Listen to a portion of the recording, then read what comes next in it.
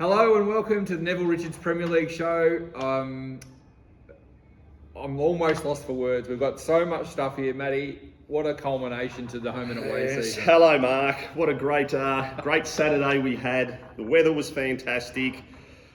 Nerves seemed to have got to a few players there as the finals countdown come in, but we're down to 4 teams left, and what a fantastic day of golf on Saturday. So speaking of nerves and great golf on Saturday, there was a bloke on the timesheet. I think his name was Rory Norman. Do you know who that might have been? Yes, and did he perform like Rory Norman as well?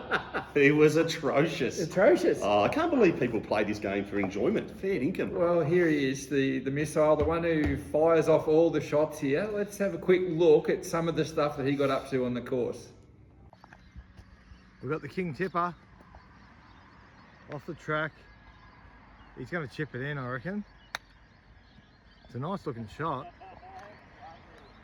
It's absolute garbage. Alrighty, Premier League people, we have the King Tipper that I call him, but he is the king on the Ballerine. Out of the bunker on 12. What are we looking at? And he does it. Oh, what is going on here? He is... I can't believe you guys do this every week, fair income. What the hell is just going on? I'll tell you what, Robbie, real deal here. We're not happy with it. Matthew, that is an absolute disgrace to the Portarlington Golf Club. I can't believe you people do this every week. That's it, I'm done. Out, finished. Yeah, as you can see, Hazy, I really love the game. I love it so much. I don't know why you don't play every Saturday. I know, I can't believe people pay money to come out and play golf and go through that trivial rubbish every week. Fair income. And just so, before anyone says anything, it was a setup to throw the club. Yeah, it was. I had to get my mate Leroy involved.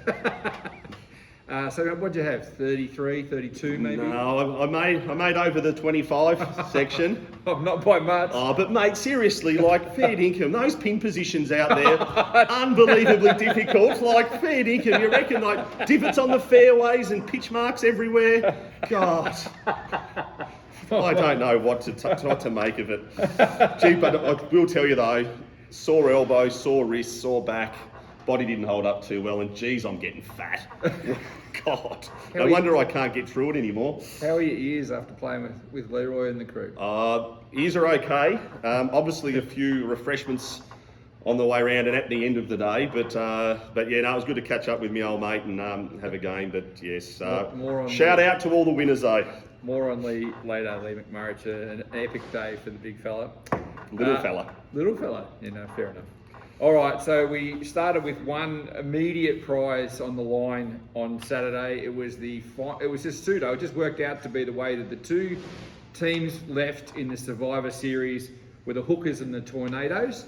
And they went head to head, Matty. They did, and there was a bit of banter going around the club leading into it.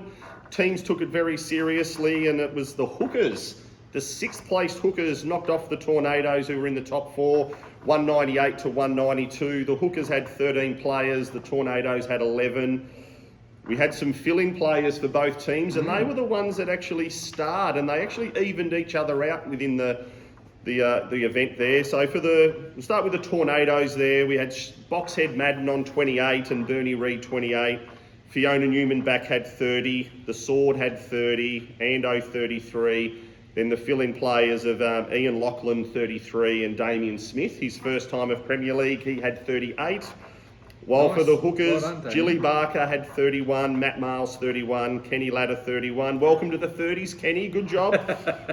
The big strong plumber, Mick McNeil 33. Good work, Mickey. And then the fill-in players, Simon Goggin 34 and Kenneth Hughes 38. The silent assassin. He does. He struggles under the pressure, Kenny, but he actually lifted. I don't know whether he was told that it was a Survivor Eliminator match, but he actually come up with the goods with 38. All right, so there's a few things to unpack here, as they say these days. First of all, congrats to the Hookers. There's a big mystery prize which we'll unveil on the presentation night, which we'll talk about later.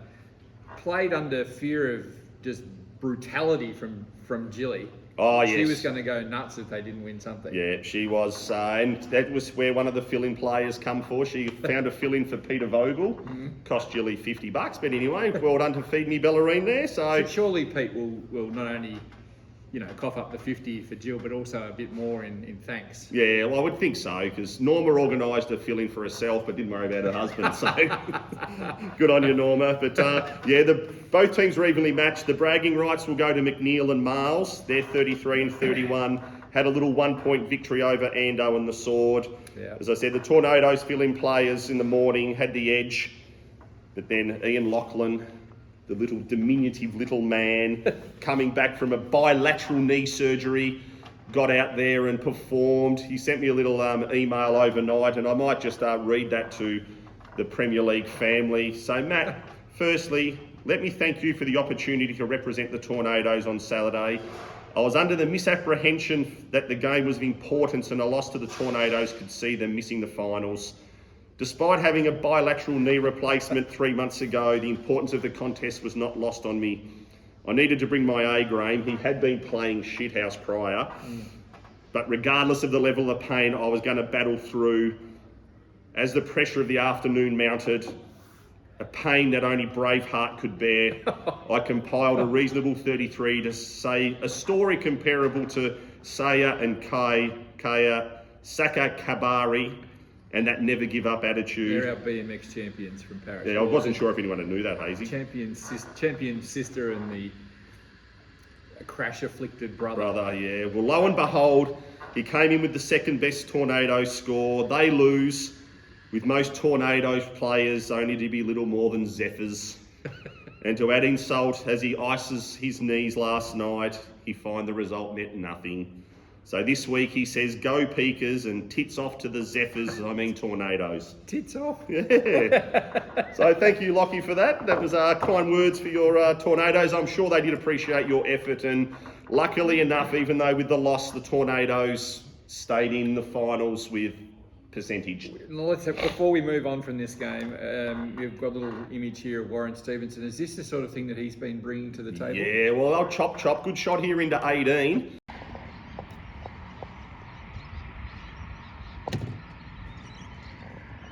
Good shot, chop. Pity your Carlton Blues couldn't do that on Sunday. Isn't that right, Hazy? But nah, good shot there was. Hopefully you made the 2-putt there. But mostly, Matty, I wanted to see your thoughts on a guy who 14 weeks ago in this very room, you tipped to be the Drayton medalist. An extraordinary prediction at the time, and one of the worst of all time, to be fair. Hasn't that comment bore fruit well? Brett Arnott, aka Biscuits. I was walking around Leopold Bunnings on Sunday afternoon, and I hear this very nervous sort of voice behind me, wondering if we'd shot this video already, because he was very worried about what might happen when he shot. What score did he have? Well, I was going to go into the under 25s anyway for this match, okay. And he's obviously in that section, but the Hookers had no one. Colin Isbell, all Portarlington player last year, found form last week, looked like he was on the rise. Paltry 23 for Cole. But Biscuits actually played in front of me on Saturday. He did play 18 holes before I say his score mark. Okay. He had 18. Oh, no. He did tell me that he was very nervous playing in front of you. 18 points. What? So he must have. What, was he just pathetic throughout, or did something? I will just say here that the front 9 he had 12 on the front. So, and that's with a birdie on the 9th.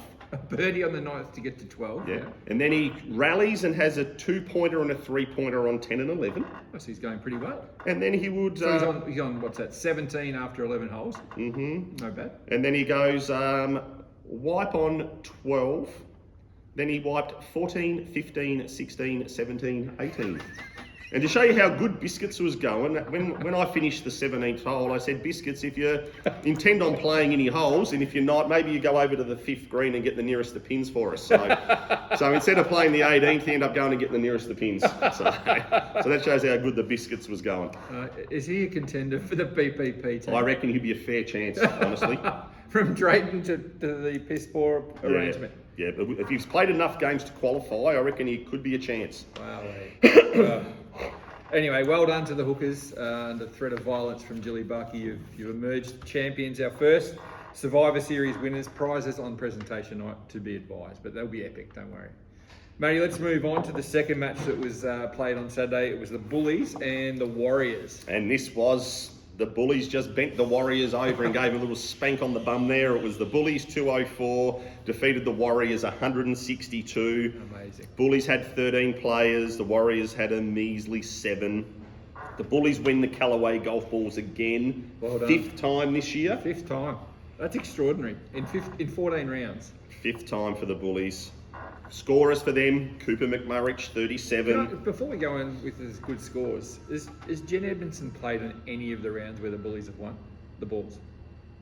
No, she's missed again this week, hasn't she? Yeah. She goes in and puts her hand out and collects it. Yeah, she wants them. Oh, it's extraordinary. Yeah. So, had a little bit of a sore arm and wrist and shoulders, Jen, after a little tumble during the week. Jury's out whether it was a PFO or just a FO. I'm thinking it's the first one. But for the Bullies, Coop McMurrich, 37, Richard West, 35, Rossi Morland, returning from Fiji, had a 34, alongside Jackie Rowe. Phil and Wayne Dixon had 32, well as Johnny Wooten, while for the Warriors, not one of them reached the 30. Grant Peacock, 29, Julie Milne, 28, Jacob Blennerhassett, 27, Ray Liniger, 27, Marg Maskell, 27, and Cam O'Keefe's 24 counted. The defending champion Bullies flexed their muscles. The AM players just did it enough, covered the AMs for the Warriors, but yeah, it didn't really matter. It was all over very early, decisive victory. Win ensures a double chance for the Bullies. The under-25s, the Bullies would be concerned about the form of Cuz Stevens. He only had 23. Bill Archer only had 20. While for the Warriors, Cam O'Keefe mentioned was 24. And I don't know, maybe due to his age, it's starting to weary him. How old is he? Well, surely he's getting up to nearly 300. Nah. Peter DeFazio, you play more golf than anyone else. Surely you're getting better as you play, and you get better like a red wine, you get better with age. But you're going the other way, my friend. 21 for the DeFazio.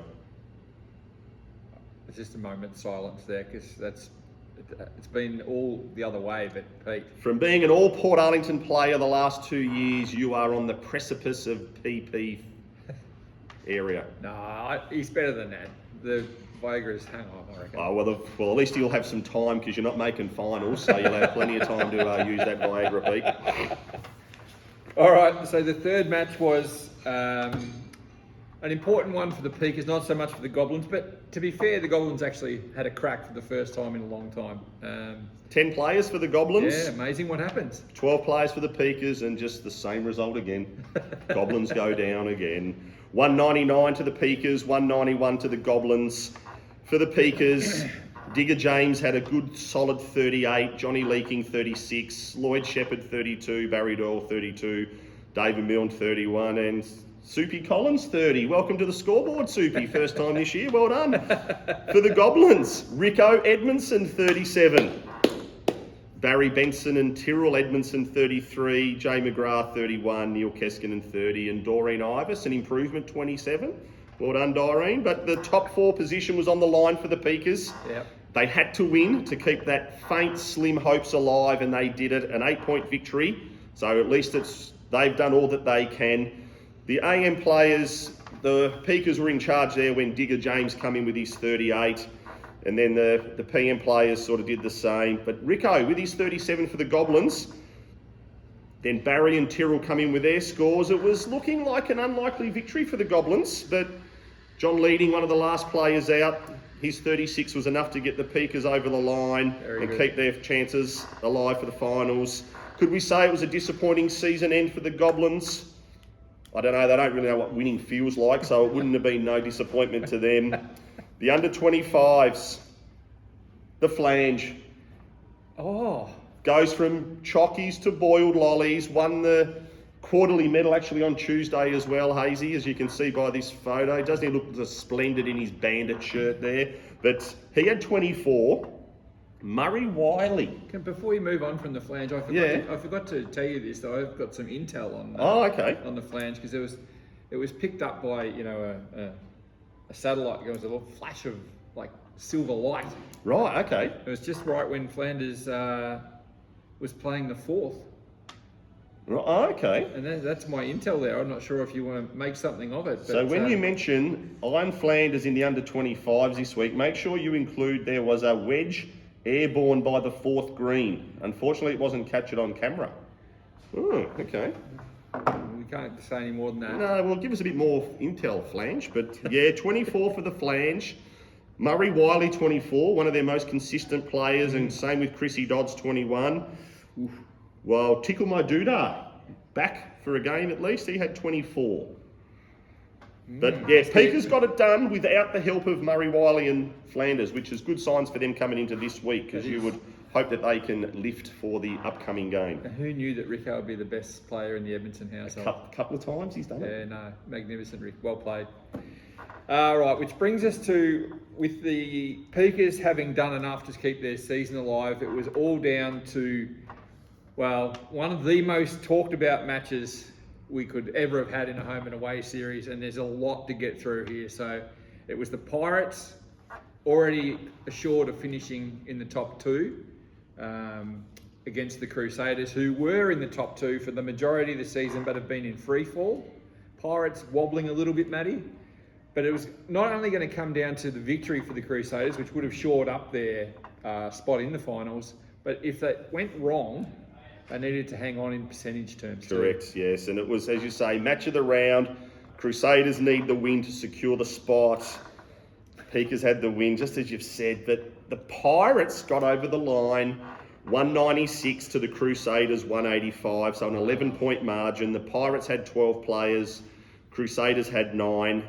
For the Pirates, Dennis Wood had a scoring 29, as well as Scuba Hub.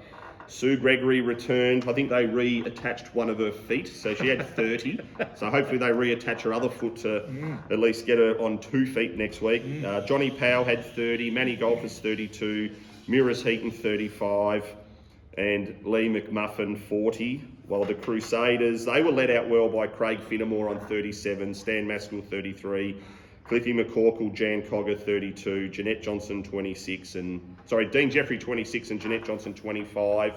But didn't the Pirates show what they were made of?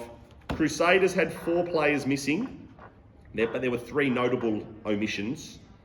The Milkman, he did get a fill-in. Dean Jeffrey filled in for him, but he played like crap. Bobby Gibbs, he decided to go to Bali, sunning himself in Bali. What, you had one good round and thought that was enough? Yep, Bali. Wow. And then the Bagman O'Neill, I think they've amputated his foot as well. Him and Sue Gregory, a good combination. Let's have a quick look. We had a video contribution from Mrs. O'Neill during the week. Let's have a quick peek at this, Matty. Yes. Oh, I'm so sorry about Peter not being able to play golf. But at the moment, he's crippled. He's a little old man on a walking stick. He hobbles along, and of course he needs all my help. And I'm a bit allergic to golf courses, so I can't help. Apologies, but he'll be back soon, hopefully. So there is at least some excuse there for Pete. Well, he can be forgiven there. Like, if he was really into this, he would have got on the course. But surely a little rolled ankle, Peter. Surely you're big and stronger than that. So we're going to assess this in great detail, but suffice to say, let's just go through the maths of this whole situation first, Matty, perhaps. Yeah, well, I'll go here first, Hazy. So just to give you a bit of a backdrop here. So from the morning, the Crusaders AM players probably had the early advantage. Yep. Snags come in with his 37. Yep. Cliffy McCorkle, his 32. And then also Sue, they were easily covering Sue Gregory's 30, Dennis Wood's 29, Flea's 28, and Dave Newman's 20. So the morning Crusaders were up and about. Then the PM players hit the course. Stan Maskell, he was in 33, Jan Cogger 32, looked like a potential Crusaders heroic victory, but then stepped in 2 Pirates to save the day. One was a likely survivor, saviour, Darren Heaton, because he puts a good score in most weeks. 35. So then it left it to the last Pirate on the course, which pains me to say. I probably haven't seen him play that well in a long time. I think he may have lifted himself playing with me, but Lee McMurrich had 40. Now, as we go here, if he had dished up his usual putrid shit that he puts in and had 25, that would have meant the Crusaders would have tied Yeah. with the way the scoring works. But Do you want to have a look at his day, or do you want to have a look at the numbers? How about we go his day first? All right. Well, there was a special documentary, an additional documentary crew that's gone into helping the production of this particular video. Matty, let's no more talk. Let's just get straight into it. What does he do?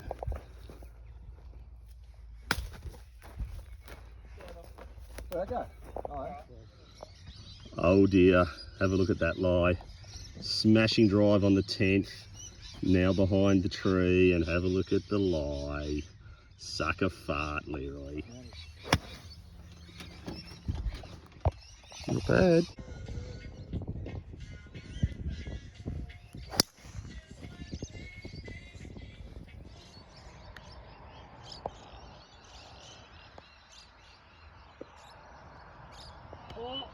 Oh no. 18th hole for all the chocolates. Done it.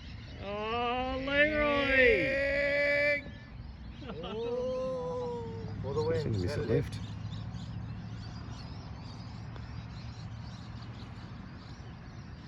Oh dear. Oh dear. The club could fly here. I think he's just lost the comp. May have cost the Pirates victory this week. What a joke.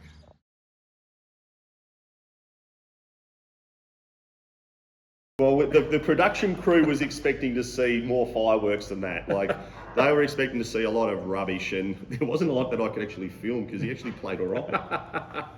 So he's obviously had a couple sitting there at the desk there talking with you and for the documentary crew. That would have been, as you said, what, 6:30. Did he kick on sort of, 11 o'clock, 12 o'clock? Yes, well, I think I was 1 o'clock in the morning when I finished up, 1:45, and here's a photo of old mate at 7 p.m. 30 minutes after we sort of did the video, there he is, 7 p.m, asleep in the chair. Pretty taxing work, but... That's hard work, and I'm not going to let him off scot-free with his 40. He choked his head off. Like, all day I've had 4 birdies. Hey, I've had 4 birdies today, all day. But then when he got to the triangle, he goes 1-2-1. Cost himself the monthly medal, cost himself the glory. He's still a flog. I'm going to stick up for you, Lee. Well played, under incredible pressure. You've been abused from pillar to post here, but... He's actually rang me 3 times on Sunday and twice this morning, wanting to know when we're doing the video. And him and Cooper are apart on the course, both flourished. Yes, so maybe that's something in that, Leroy. Let your son play with someone else and you go play with someone else. Oh, all right, Matty. So let's have a look. We want to do the numbers here. I've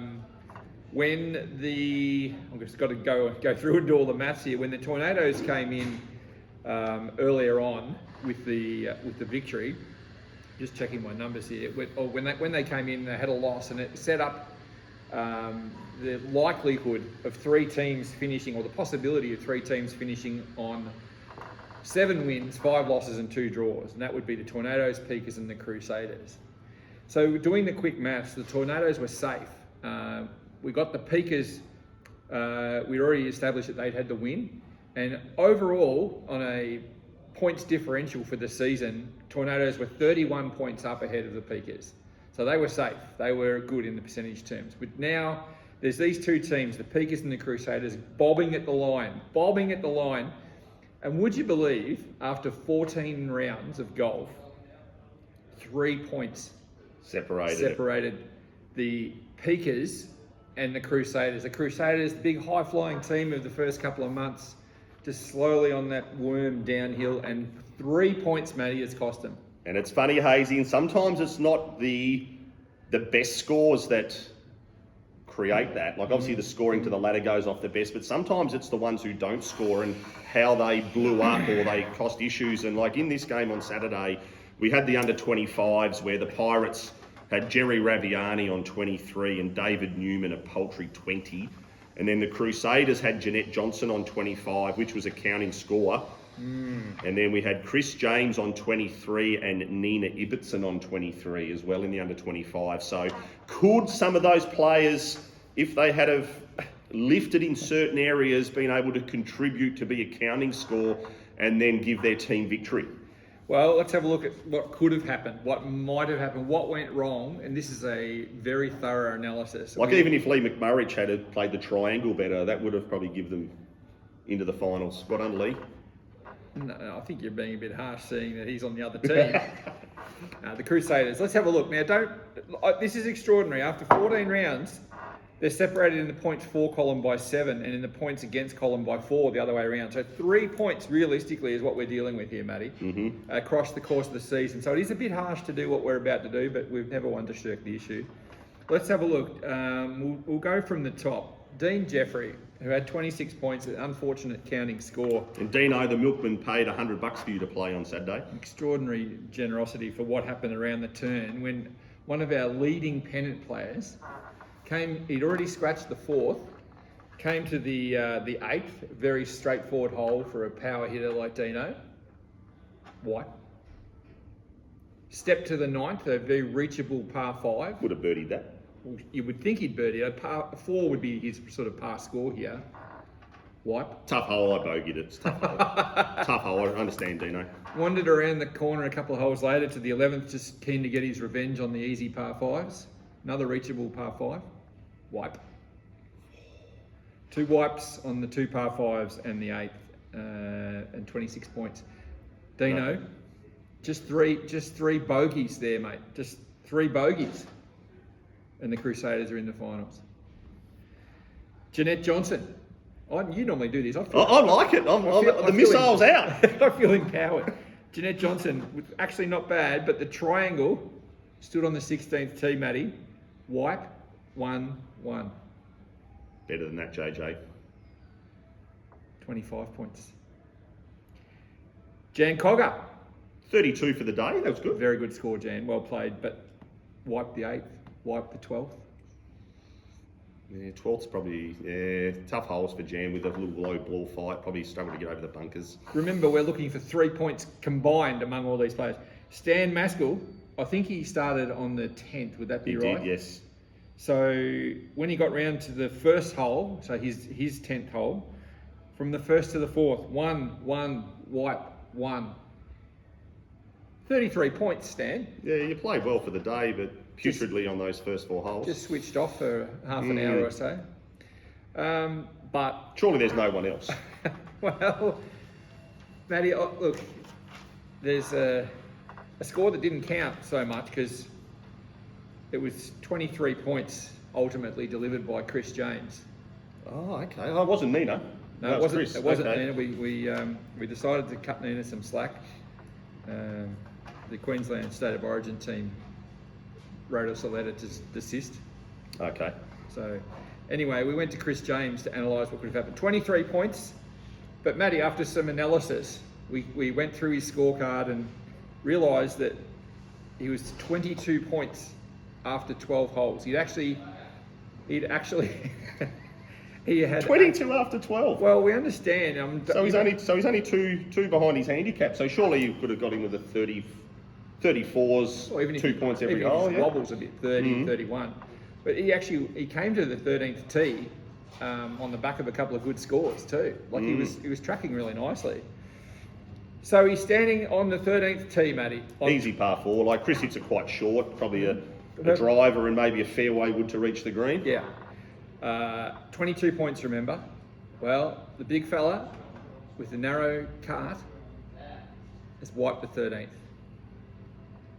Remember, I should preempt this. No, well, let's just go through the scores. The 14th, wipe. 15th, wipe. 16th, wipe. 17th, 1. I'm surprised he got over the water on that hole. 18th, wipe for 23 points. 23 points. So now Matty, I don't know. I'm going to let you go. Go for it. I don't know if Chris is, everyone's got their, the way they play the course. I'm not sure if he's capable of parring in from the 13th tee. I get that. I understand that. Had he parred in he would have had 43 Stableford points. Had he bogeyed in, he would have had 37 Stableford points. Surely you can double bogey in from there. If he double bogeys in, he has 31 points. And that would have been enough for him to get into the finals. If he triple bogeys in from the 13th tee, Matty, he has 25. That gives 2 points. It's a counting score. Potential. And we need 1 point from all those other things we went through. If he triple bogeys in, Chris. Come on, give him some more. Don't let him off. Peter Thompson used to say, you don't know pressure until you got a par in from the 15th to win the British Open. Imagine if Peter Thompson had the pressure of triple bogeying in from the 13th. Yeah, well, Hazy, to be honest, I think Chris is focusing more on getting into the piss poor team again this year. And I spoke to him during the week, and I don't reckon he's a chance because he's been so much better this year. But that performance there is probably ranking you right up there with the most ordinary, disappointing effort of any player in the competition. That is an absolute disgrace. Wow, Anyway, as it turns out, as we've said, the Crusaders, high flying for so long, came up short in the competition, obviously on the day, by 11 points to the Pirates, but the percentage was the big thing here, and they lost out by 3 points and fell out of the 4 at the very, very last hurdle. Yeah, well, Hazy, that's the golf course part of it where they lost it. But we also had some off-course issues as well for the Crusaders. There's more. Obviously, the bagman's got an excuse. Yeah. But surely there can't be something more sinister than what we just analysed. Bob Gibbs goes to Bali. Oh, yes. Like, seriously, Gibbsy, you know Premier League's on. Show some commitment to the cause and the team. You crack the sads when others don't perform, and now you've had the chance on the last round to put your team in the finals, and you just squibbed it like Carlton did on Sunday. The other player is the Milkman. Oh.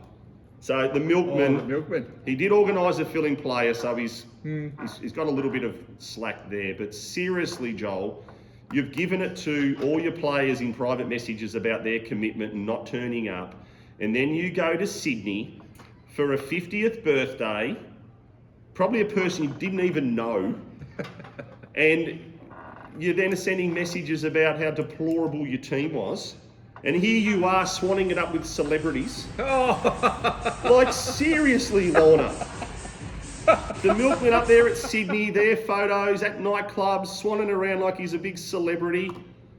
Well, let's hope you had fun and you got milked while you were away. Because the Milkman loves it. Oh. Who were those blokes in that photo, Matty? Oh, I've never watched the show, but apparently they're off the block. I'm not a block watcher, so... But yeah, so Joel, hope you had a good time, and then you can come back next week and you don't have to worry about the Premier League rounds because you aren't in the finals. I take it all back, Chris. Yours is nothing. At least you're out there having a crack. Nothing more to say on the Milkman.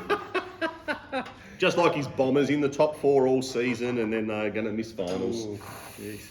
All right, well, that was an extraordinary match. What a way to end the home and away season, Matty. And let's have a quick look at the final home and away ladder.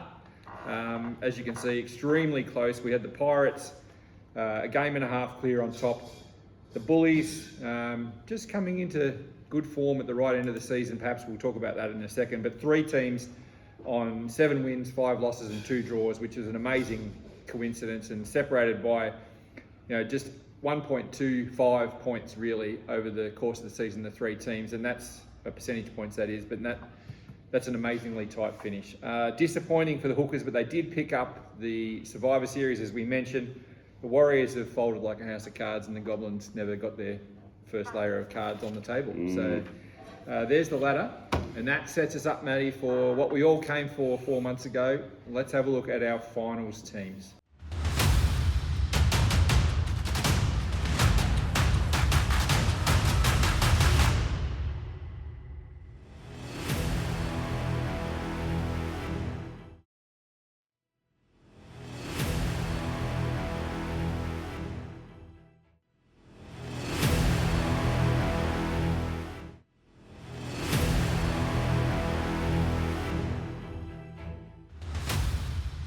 So we start off, so the way the final series works is 1 plays 2 and 3 plays 4. So the 3 versus 4 is an elimination final, losers straight out. And then the qualifying final, which is the Pirates and the Bullies, winner progresses to the grand final and the loser will take on the winner of the Tornadoes and the Peakers. But the 2 times they met during the season, Hazy and the Tornadoes and Peakers, they've both been close fought.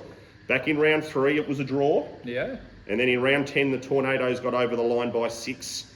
Tornadoes suffered their first loss in their past 5 games on Saturday. Yeah, right. So they've been in good form, while the Peakers have won their last 2 on the back of 3 straight losses. Within this software there's a predicted score for the games, and it's based on their sort of scoring average for the season as well as their last 3 games that they've played, and it indicates a 1-point victory to the Tornadoes. That's what's going off. Yeah, 195 to 194 they're predicting. So when these teams have met, the scoring's been spread among all the players. There hasn't really been any standouts that have done it both times, but the ones who did score both times in it has been Stevenson and Ando for the Tornadoes, while the Peakers have had David Milne and Murray Wiley both times. Both teams will be missing a couple of players, with Norma Vogel and Scott Hopgood overseas for the Tornadoes there, while for the Peakers, it appears that Rob Stiglbauer and Yvonne Casey may not be there. As we know with finals, no fill-in players, so it's reliant on your original team. So no fill-ins, you play it as it is. I think the key to this match will become from the performance of the middle order players. The low handicappers are consistent scorers, and the same with the women. They're both consistent in there, but the key players who can have a say in this result would be some of the inconsistent scorers in their teams. They're either really good or they're really deplorable. These players would be for the Tornadoes, Biscuits, Sword, Colliers Bell, Boxhead Madden, while for the Peakers I refer to Flange, Chris Dodds, Lloyd James. I know you did it on Saturday, Lloydie, with 38, but can you do 2 in a row? That's the key. Johnny Leading, you had your best score of last week, 36. Prior to that, you'd only scored over 30 twice during the season. You're better than that. Can you do it again? Ando, you haven't scored over 36 at all this year. A man of your stature should be a better player than that. And in 14 rounds, you can't play better than your handicap. Isn't he a club champion? He is a club champion, but it's probably because no one else turned up. No. I'm interested. You haven't mentioned in the analysis there Yvette Pollock. How do I say it politely? Well, Yvette hasn't performed at all this year. Like last year, she was good. Maybe married life she's succumbed to married life, and the golf's taken a bit of a back seat to Dale because they get to spend a lot more time together, and she doesn't get out and practice as much. And I don't know. She's just one of those players that's just disappointed. Has she got it within her to lift? Well, you would hope so, because she's normally very fiery and she's very passionate and she wants to go, but maybe that pressure is getting to her. The pressure to perform. Once you've got a lower handicap to perform, it gets a bit more difficult. So we saw on Saturday. Tell me about it. All right, well, let's have a look at what are we calling it? The qualifying final. Qualifying final. Yeah. Well, it's just the non-elimination one, but it's got a lot of ramifications. As Matty said, the winner advances directly to the grand final. It's the two. Well, they've got a lot of finals history. They do. These 2 teams, the Pirates and the Bullies. A replay of last year's grand finalist. 4 weeks ago, you would say that they were so evenly matched, but the Bullies' recent form is so far superior to the Pirates. They actually, this time, 12 months ago, they met in the same qualifying final last year. Right? They did. It's amazing the symmetry that these teams have together, but when they met in this qualifying final last year, the Bullies won 202 to 191. Kevin Hudson and Phil Stevens top scored for the Bullies. 12 months is a long time in golf, isn't it, Kev? And Mirrors top scored for the Pirates, but really, the Pirates snapped their 2-game losing streak last Saturday. It was a less than convincing win over the Crusaders, while the Bullies haven't been defeated since round 8. Is that right? 6 games ago, and that loss was to the Pirates. So we look at it, consistent scorers in these two games were, for the Pirates, Heaton, Wood, Scuba Hub. For the Bullies, Richard West, Ross Moreland. Both teams can't rest on their laurels and expect the regular counting scorers like the Pirates players of Heaton, Wood, Scuba Hub, while the Bullies seem to rely on Ross Moreland, Richard West, Jackie Rowe, Phil Stevens. The Pirates need these players to lift. Flea Pollock, he's only had 20, 28 the last two. Dennis Wood, 28 and 29. Dave Newman, your first game back, you had 20. You might as well have stayed away on your holiday because you gave nothing to your team on Saturday. Raviani, you've gone 29, 26, 23. Progressively getting worse, so you'll probably dish up 20 on Saturday. Gary Brooks, after your 42, you've had 29, 27, 26. Ooh. So you've been deplorable as well. For the Bullies that need to lift, Kev Hudson, I've been on you all year to lift. You've only scored over 30 twice this year. You've got a bull tattoo on your body and you dish up that rubbish. Surely you can put something in. Phil Stevens, you are on Rickometer this week. Oi! The Rickometer is on you. You've been so consistent all year and you starred and you're an all Portarlington player and your form has deteriorated rapidly. Your last three games, you've had 28, 29 and 23. An absolute disgrace from someone of your talent. Maybe you should focus more on your golf instead of gallivanting around watching the Port Demons play and your beloved Pussies play. Maybe their form's rubbing off on your golf because you have been horrendous. Has the pressure got too much for you? Because it seems that way. How will the pressure affect these teams? Winner goes into the grand final, loser gets the second chance. I don't know. Is it too much for the Pirates? Or is it too much for the Bullies? Who will know? You haven't mentioned Jen Edmondson there. I'm just picking Oh, she won't play. No, just won't. No, she won't turn up. She'll say her wrist's too sore, her elbow. She messaged me about having a fill-in player, and as we said, Jen, no fill-ins. Bad luck. You either peg it up and show some ticker and heart for your Bullies, or you can just go like your Geelong Cats and whimper away. Which is your on thin ice there, Matty. Now, just before we leave this one, there was one final message that came through. It was sort of related to the weekend's games, but also throwing ahead from the chairman of the Pirates, who's... This is why people hate him. Seriously. This is from Scuba, Peter Solhub, for those who don't know. A quick message from the chairman. Matt, you were encouraging all other teams to dislike and beat the Pirates. We have come back into form. The Pirates thrive under pressure and the team can't wait for the finals to begin. You have been so harsh and hard on Leroy. Signed, Scuba. Well, Scuba, I would say that the Pirates might be a bit like the Collingwood Magpies, that like you won it last year, don't make finals, but this time you made finals and been on top the majority of the season, and you'll probably go out in straight sets like Collingwood didn't make the finals. So. Like the Melbourne Footy Club. Yeah, Melbourne Footy Club, yeah. How fun is that? It's going to be a great day though, Mark. I can't believe we got through all that content. Yes, a lot of it today. All right, so let's go through a couple of housekeeping things. Last week I sent you out you would have all got an email. If you haven't seen it, check in your spam, I suppose. From the Premier League advising about the dinner. The tickets are on sale. They're of course free to all players, so just have to register though. You don't have to pay if you're a player, but you have to register. And we need to get those numbers in as quick as we can so we can see how many guests we can have in the view room here on the night of the grand final. We had a good response so far, Hazy? It's been very quickly disappearing, all the tickets that are available, Matty. So we've probably, in the space of this weekend, only had 30 or 40, That's good. to check this morning, but 30 or 40 recipients of their free tickets. So please check in quickly, say yes, say no, or you don't have to say no if you're not coming. Please say yes if you are. We need to know and make tickets available to friends and family. So wives and girlfriends can sit on opposite sides of the room. Yes. Or boyfriends and husbands, as the case may be. Yeah. Well, imagine Heaton and Scuba Hub sitting together. God. And as you mentioned earlier, a reminder that there's no fill-ins. So it's teams as you are this week. We'll do a bit of a stock take soon on the money we've raised for Feed Me Ballerine.